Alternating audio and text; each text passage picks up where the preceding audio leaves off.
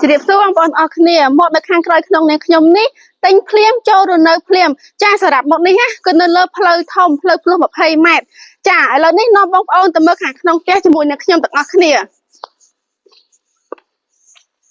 ចាហើយនៅខាងក្រោមវេរដងដាននេះណាបងប្អូនអាចចតឡានបានមួយគ្រឿងផងដែរចាបងឥឡូវនេះខ្ញុំបានដល់ក្នុងផ្ទះហើយចានៅខាងឆ្វេងដៃនេះគឺជាកន្លែងទទួលភ្ញៀវមានសភាពធំទូលាយចាបងសម្រាប់ម៉ូតនេះណាតម្លៃត្រឹមតែ100000ស្ដើងទេហើយចាដែលគួរខាងក្រោមនេះណាគឺថែមជូនបងតែម្ដងចានេះបងមកមើលខាងក្រោយដូចគ្នាយើងមានមេនីបាននៅកន្លែងនេះចាហើយយើងមានតាំងទូតាំងស្រាបងតាំងស្រាក៏បានតាំងសំប្រែផ្សេងក៏បានដែរហើយចាហើយមកខាងនេះវិញក៏យើងមានចក្រានបាយផងដែរចាហើយចក្រានបាយរបស់យើងមានទូតាំងលើក្រោមមានថែមជូនបងហើយបងធ្វើម្ហូបអីងាយស្រួលมันមានក្លិនចេញក្រៅតិចគឺដោយសារតែយើងមានទ្វារបិទបើកចាហើយនៅខាងក្រោមមកបងក៏យើងមានបន្ទប់គេងមួយដែរនេះបងនេះបន្ទប់គេងហើយបន្ទប់គេងជាន់ក្រោមក៏ថែមជូនដែលគាត់បងដែរ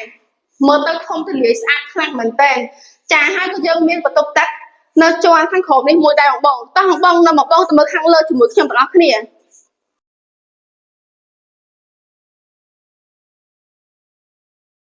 ចាមកដល់ខាងលើនេះគឺយើងបាន3បន្ទប់គេងចាសម្រាប់បន្ទប់នេះគឺជាបន្ទប់កូនស្រីមើលទៅមានសភាពធំទូលាយរៀបចំឲ្យគាត់ស្អាតចាហើយក៏យើងមានបន្ទប់ទឹកក្នុងនឹងស្រាប់ដូចគ្នា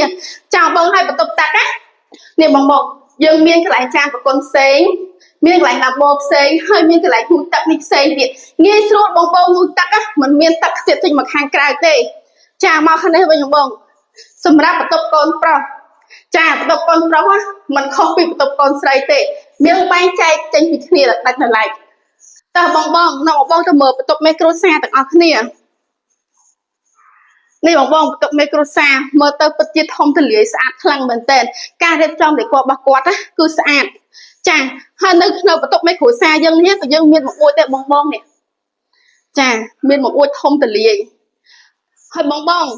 ក្នុងបន្ទប់មេគ្រួសាររបស់យើងណាក៏យើងមានបន្ទប់ទឹកក្នុងនោះដូចគ្នាហើយសម្រាប់បន្ទប់ទឹកក៏យើងបែងចែកដូចគ្នាដែរបងមានកន្លែងមួយទឹកផ្សេងមានចានប្រគុណផ្សេងឡាំបោលាងដៃផ្សេងចានៅមកបងទៅមើលវារំដាទាំងអស់គ្នាបងតា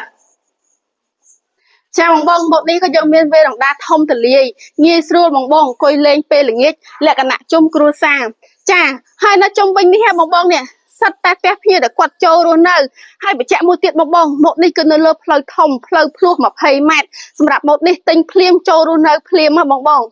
សម្រាប់ព័ត៌មានបន្ថែមបងអាចតាក់ទងលេខទូរស័ព្ទនៅខាងលើឬឆាតចូលពេកសូមអរគុណផ្ទះក្នុងក្តីស្រមៃនៅក្នុងបុរីHM Lucky Home